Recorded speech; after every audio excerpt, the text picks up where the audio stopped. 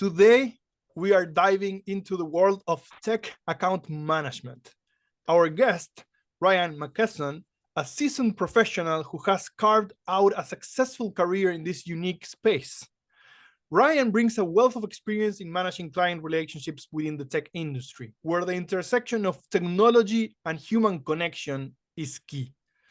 How do you build relationships as an account manager? How do you build trust? How do you connect with your customers? These are some of the questions that we will answer today. We'll explore Ryan's journey from what sparked his interest in technology and account management to the critical skills and challenges he faced along the way. We'll also dive into how advancements like automation and AI might reshape the role of account managers in the future. Plus, we'll learn a little bit about how Ryan unwinds outside of the tech world. So Ryan, thank you so much for being here. Yes, thank you, Mateo. I appreciate it. Honored, flattered to be asked to join, and so thanks for having me. Ryan, what do you do today for a living? Well, let's see. My professional answer: I'm an account executive for a software development consulting firm, primarily based and operating in Minneapolis, Minnesota. But what I always love to tell people, and how I explain what I do for a living to my mom, is I'm like a sports agent for IT professionals, software developers. So our organization's a little bit unique in that we have 165 consultants who work full-time for our organization, Solution Design Group, SDG. And we only hire those people for Solution Design Group and then trust that they're such great people and really good at what they do that our customers will be excited to work with them as well. That's impressive. And Ryan, what initially sparked your interest in technology and account management? How did you transition into your current position? Yes, well, there's probably a couple of different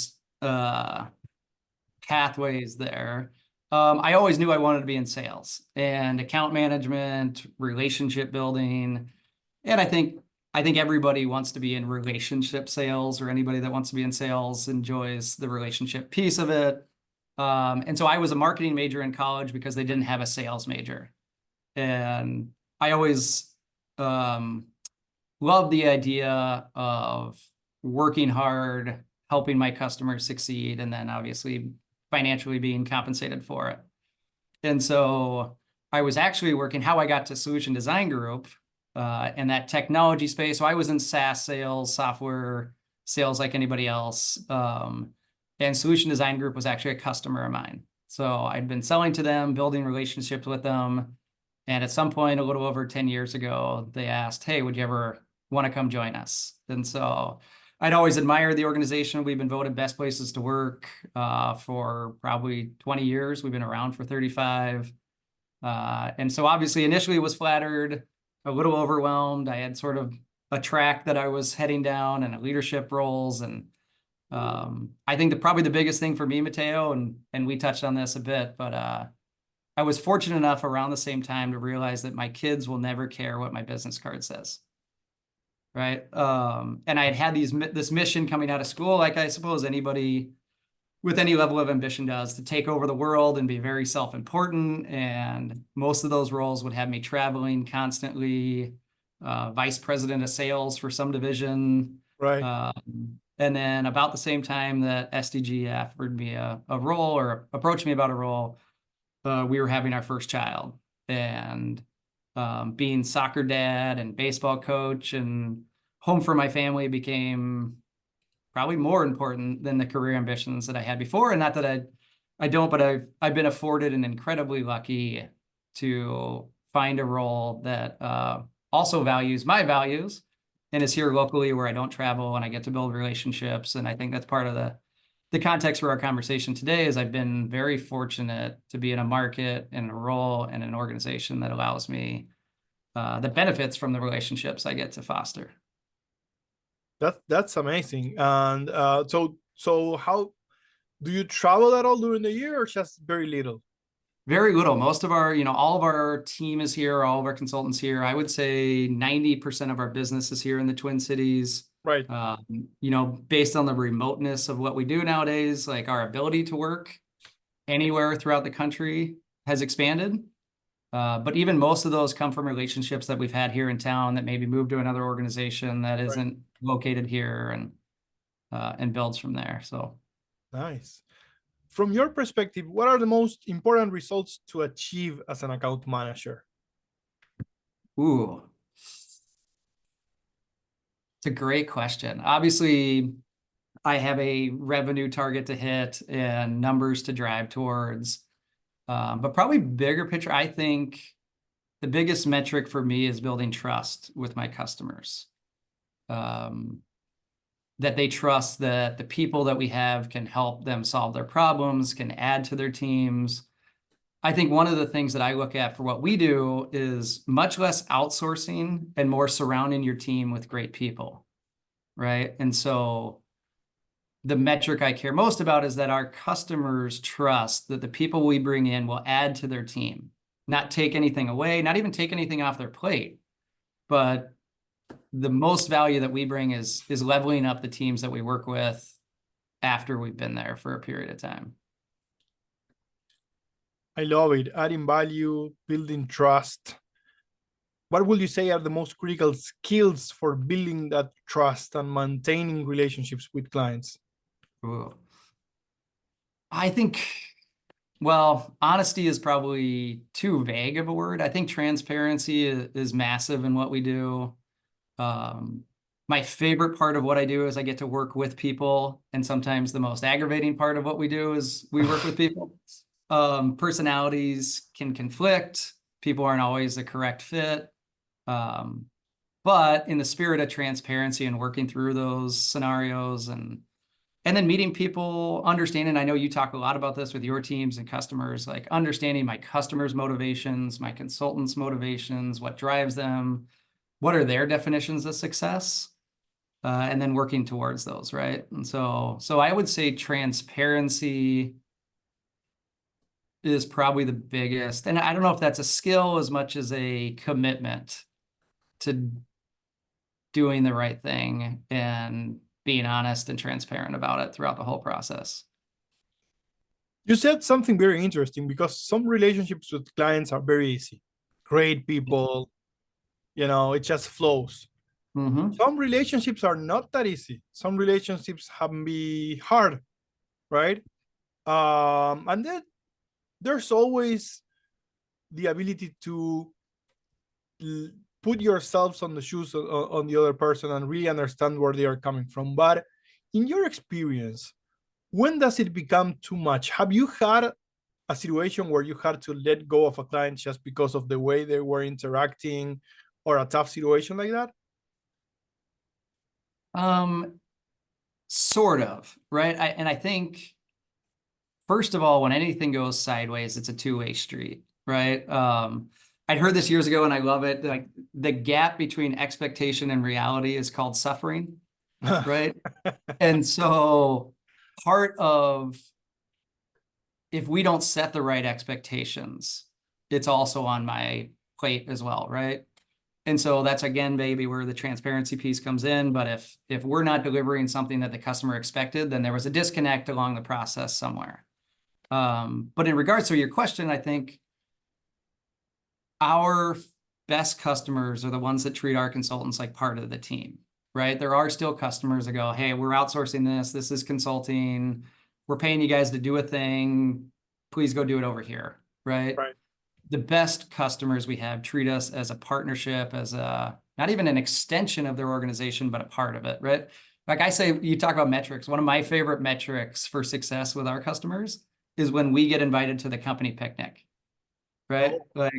Like we are part of the team. It doesn't matter where their paycheck is coming from. We are working together to deliver value to their customers all together, right? And so I think the customers that appreciate our model for what it is and meet us where we're at, create the best experience. And then there are times when customers just say, hey, like we just need some folks. We need you to do this thing and stay over here and knock it out of the park for us. And that's great.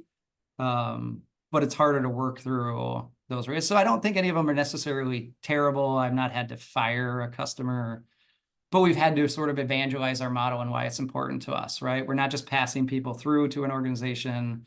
Our consultants work for us. They're part of our team. And so when we can break through, then sometimes we have to work through some challenges to get there and help explain that. But yeah, it comes up from time to time for sure.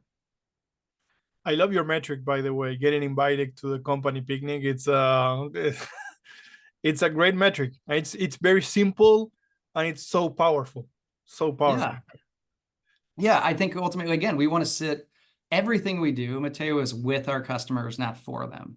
Yeah. And that's why I even struggle with outsourcing, staff augmentation, right? It's leveraging the talent that we have to make your team better. And that might be delivering faster or creating something your team doesn't have experience with yet. But again, it's a different metric when it's with our customers, not for them, how I look at it. I love it. So you love building relationships and transparency is key as a commitment. Were you always like this? Do you think you started developing these relationship building skills early in life, or is this something that you honed on the job? Yeah, I think as long as I can remember, I've loved connecting people and being a resource for people, right? And so I think it's as important that I found an organization that aligns with my values as I have to the organization, right? And I think I've had this experience when you're selling a product, it's very, very different, right? Right. And in fact, there's almost a lack of appreciation because it's hard to, right? Like, hey, I sold you this product. It works how I said it did. You paid me for it. The transaction is complete. All's well, right? Yeah.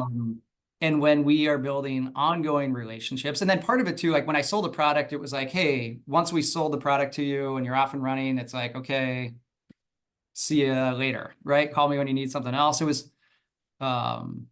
hard to maintain those relationships because I had to go constantly find new ones, right? And we talk about things like transactional versus partnerships and relationship building, but it was hard to maintain the relationships when my job was to just go find new ones. Yeah. And what I love about this role, and I've been here 10 years, that my customers are mine for life. Yeah. Right. The work goes up and down. The needs differ from time to time and almost seasonally. But the relationships I build, I'm building and fostering for as long as I'm going to be here, which is hopefully a very long time. So I've always appreciated that, the playing the long game, right? And both my organization supporting me in doing that and my customers appreciating it. And even when we work with new customers, we're never looking for the first opportunity to work together, right? We're looking for the right one that will get us invited back and back and back. Right. And so building those long-term relationships has been probably what I love the most about this role and sort of this industry that we find ourselves in. You are in it for the long run. Ryan, when we were prepping for this podcast, we had an amazing conversation, right? And you showed me a photo that I loved it, right? It's a photo. Yeah. For the audience. Ryan was showing me a photo, and I will let him explain, of him surfing and golfing at the same time. Tell us a little bit about that photo and why that photo says so much about who you are as a person. Yeah, there's a lot in there. So I'll give the backstory. So I grew up in Southern California in a town called San Clemente, which a pretty famous surf town. My high school had a surf team. I had friends that were a part of it. And so we had talked about this a little bit last time, but like the cool kids in my high school were surfers, right? And a lot of them became professionals. And so anyway, we used to have this long after high school and for many years after high school, this costume surf contest. And so people would dress up like full costume, like Halloween, and go surf and catch waves. And it was more about the costume than it was the actual surfing. And what I love about this story, and I've wanted to share for many years, is I'd had this idea, Mateo, for probably 7 years. I had thought through it like, oh, I played golf in high school. I didn't surf. I was a surfer, but I wasn't on the team. And so, Right. and part of what we talked about is I had these connections to every different group. Like I was friends with the football team and the skateboarders and the surfers and the school presidents, and always loved connecting with everyone, right? But I was terrified to actually do this thing. And what it opened my eyes to is, man, when you push through those fears, right? Like everything you seek is on the other side of fear. And so I'd had this idea where I could glue an exploding golf ball to the end of a surfboard, catch a wave, stand up, and hit it. And again, I had planned this every year, but then chickened out every year. I said, no, I'm not going to do it. I was too afraid. I didn't sign up. And so finally I did it, and I had created this, I'd glued a golf ball to the end of the surfboard, and I dressed up like Payne Stewart, who, if you know, is a very famous professional golfer, who always wore a very specific outfit that made him look like a golfer, knickers and things. And so I did it. I caught a wave, got up, grabbed my club, and smashed this golf ball first try.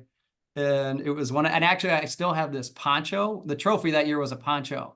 Right. And I had won a poncho, and it's still the coolest trophy I have. I don't have many trophies, but it's definitely one of my favorite. And I think my favorite part of that story, again, is like I've been so afraid to do it for so many years, of looking embarrassed, of looking like a fool, maybe not being able to pull it off. And so it really taught me probably the most valuable lesson of like, man, like stop getting in your own way and go for it. And it's an amazing story, and it tells so much about who you are, the connector, right? Collecting dots everywhere and then connecting those dots, right? Talking about fear, right? What are some of the biggest challenges you faced in your role? Ooh, yeah, I mean, we're always trying to get people's attention, right? It's still a sales role. It's still building relationship. I think well, here, let me put it this way. The worst version of Ryan is when I'm embarrassed. Okay. Right.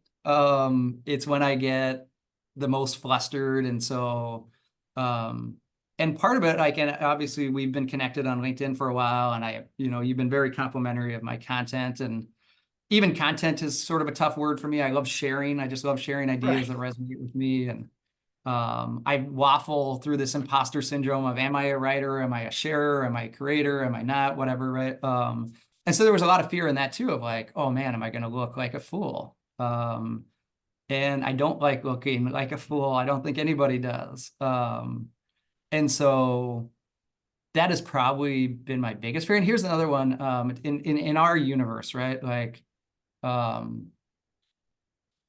there's this saying that I've always loved, that if you're the smartest person in the room, you're in the wrong room. Mm-hmm. Well, in this world that I live in with IT, software development, I am surrounded by brilliant people. I work with brilliant people. I work for brilliant customers. I am never the smartest person in a room. And so the imposter syndrome is real. And I thought someone had asked me this a couple of years ago. It's like, hey, when does imposter syndrome go away? And I thought, you know what? Like, man, I've been here 10 years and it's not gone anywhere.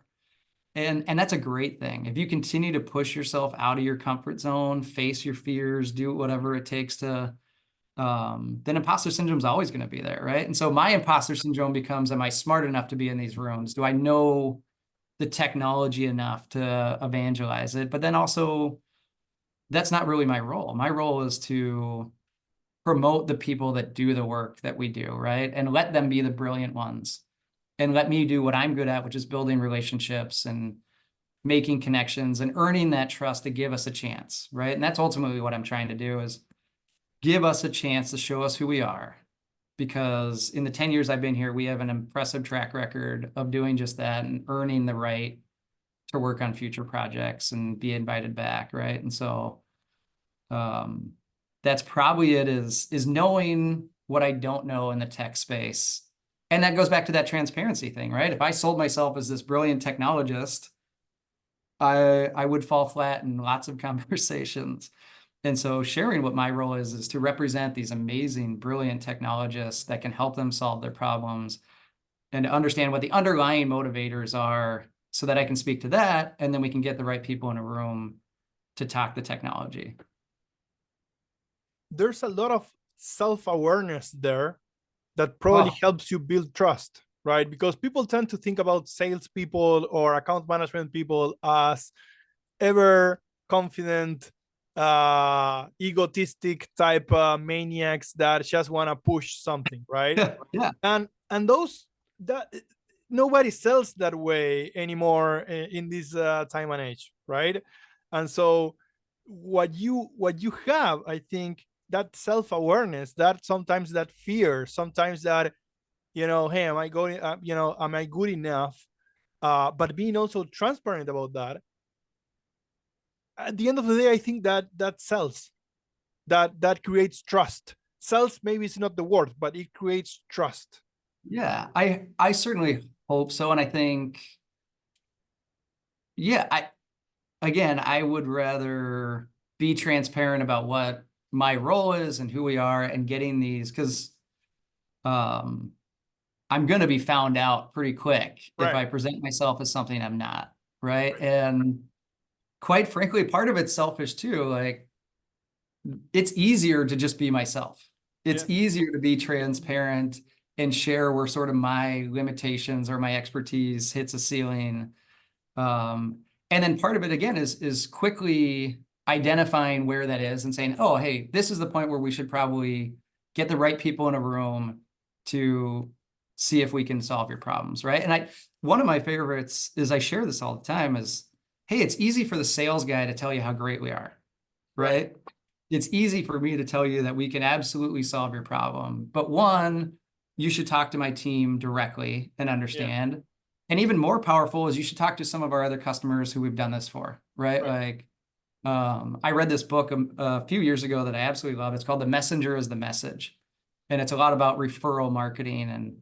And I would say 90% of our new business comes from referrals or people that are familiar with working with us in the past. And so part of that is realize, like, I'm not trying to sell anybody anything, right? I'm trying to offer them an option to leverage our people if they can help them solve their problems. And so my job isn't to convince people that they need us. It's to build a relationship where they feel the trust to give us a chance if and when they need to, right? How do you think advancements in technology, automation, AI, etc., will impact roles like yours in the future? Yeah, I think so. There's two different tracks there. Generative AI is just wild, and it's a lot of noise. It's a lot of probably good publicity. I mean, so part of it, like, there's an opportunity where it impacts and changes my consultants' lives tremendously, right? Development, creativity. That is probably, to be honest, maybe a little bit more fearful. I think for my role, and this is something we talked about, something I talk a lot about, like, I think that AI especially will make my job better before it takes it away. Right. So my job, and what I love about my job, is being in front of people. And so what I'm hopeful and what I'm starting to see is that AI will continue to take parts of my job away that I do by myself, in front of my computer, administrative tasks, things that I sort of have to do, I don't love to do. And so my hope is that, and that's where I'm diving in, and I'm a techno optimist, right? Part of it is I sell technology. I'm in the technology world, so I have to sort of believe that it will continue to make our lives better. I also have 3 young children, and I desperately hope that technology will continue to make their lives and their futures better, right? That there won't be no jobs in the future for them because of AI. But I truly believe in these, and I heard this the other day too, like, it'll be a long time before AI takes away our thinking capabilities, and certainly our creativity, and for sure our relationship building. There is no substitute for being in front of people, being around people. And so I do think, especially for my role, like, will it automate some outreach? Probably. Will it automate, and maybe not even automate, but enhance marketing, visibility, administrative tasks, which again, hopefully gives me more time to spend in front of people. And so that's where I'm all in. I'm all in on my conversational skills, sales, relationship building pieces. So So yeah, like I said, probably my favorite part is I'm a techno optimist that truly believes that AI will make my personal role better in the future. And you will get to spend, like you say, more time in what you enjoy the most, which is building relationships and talking to humans. Yes. Yeah. Absolutely. For those aspiring to pursue a career in account management, someone is listening right now and hey, I like what Ryan does, especially in the tech sector. What Yeah. would be your advice to them? Find people that are already doing it, right? So there's a couple of different things. There are account management and technology, a couple of different things. First and foremost, and I say this all the time, but networking allows you to meet people from the future, right? And people that are already in roles you want to be in, people that have solved problems that you are dealing with currently. And so, yeah, if you are interested, and I talk to a lot of people sort of coming out of college and early in their career, and I love offering my insights. I wouldn't say guidance. I'm not a mentor, but my perspective on things, right? And so don't be afraid to reach out to people and find out for yourself, like, is this something I truly want to go into, right? I think, and we can paint any picture we want, right? It's the greatest job in the world. It's the worst job in the world. It's the easiest job in the world. It's the hardest job in the world. I think you have to find out for yourself. And then a part of it, like with the tech piece, I think what holds people back a lot is, again, that imposter syndrome that I'm not technical. I'll never be technical enough. I don't want to learn technology. And from what I've gathered, like, you don't need to know the technology, right? It's helpful to understand what people are talking about and going through, for sure. But I'm not a programmer, and I don't sell myself as a programmer, and I'm never going to. Nobody is ever going to pay me to write code. Right. I'm pretty certain of that. But they do pay me to introduce them to people that are really, really great at it, that they can leverage for their own projects and things, right? And so I think imposter syndrome holds a lot of people back from, or tech can be scary. And I think from an account management perspective, it's the least valuable skill that you need, at least to get started and to put yourself out there. Very true. Very true. Ryan, like you, I'm an attorney. I'm in tech. Yeah. So there's no one farther from being good at coding than an attorney. Believe me. Believe me. There's a reason why we chose to become attorneys, and math is not our friend. Maybe logic it is, yes, and there's a lot of logic in coding, but not the intricacies of coding. So I with you 100%. Ryan, one last question to you. Sure. When you are not managing accounts or building client relationships, what do you enjoy doing outside of work to unwind? Yes. Well, probably first and foremost, I'm a husband, I'm a father, I have 3 young children. And I'd love to paint this picture that I spend all of my time with them, but I also have a I do thoroughly enjoy my time with my children and coaching sports and being at every activity. But I played golf in high school and college for a little bit. I still have held on to golf as a passion, for sure.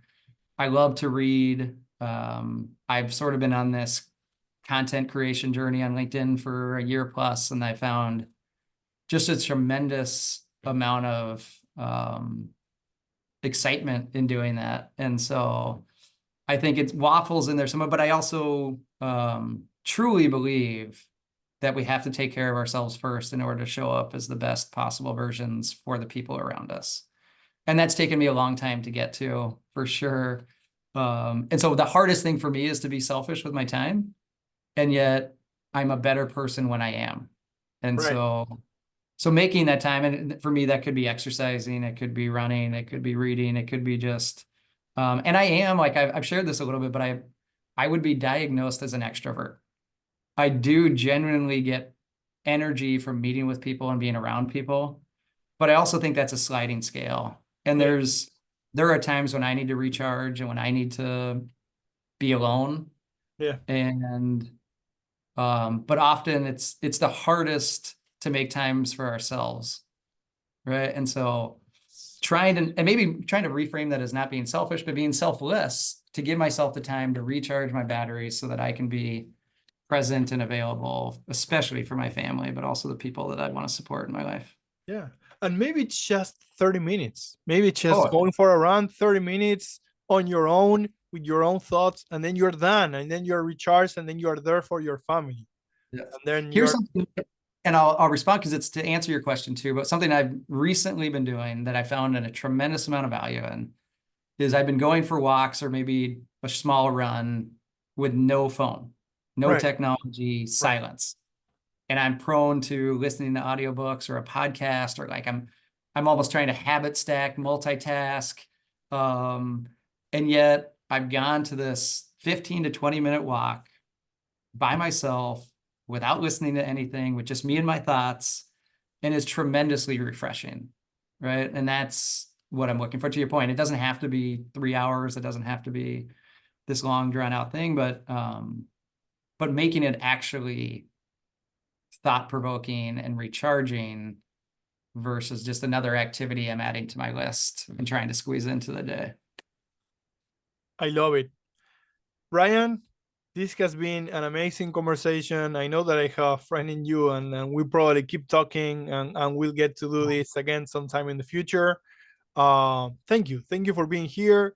Thank you for all the content you create online. Look, the 2 books that you recommended, Setting the Table, and then the other one, right? Oh, yep. You are having an impact on my bookshelf.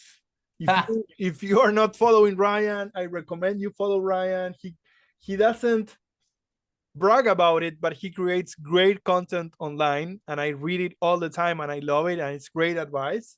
It's thought-provoking, and it's golden nuggets of advice all the time. And it's making an impact on my bookshelf and on the stuff that I read, and how I approach building relationships. So thank you so much. Yeah, thank you. And I honestly appreciate this so much. And I appreciate people like you and yourself, specifically putting yourself out there, working through your own fears and imposter syndromes to create content, have these conversations. And you know what's worth? This introduction became through our shared mutual content creation on LinkedIn, right? And yeah. my favorite part of that social media universe is the actual conversations that have come from it. And it's been a blessing, and I appreciate you so much, Mateo. Thank you. And yes, we will have many more conversations, and I look forward to every one of them.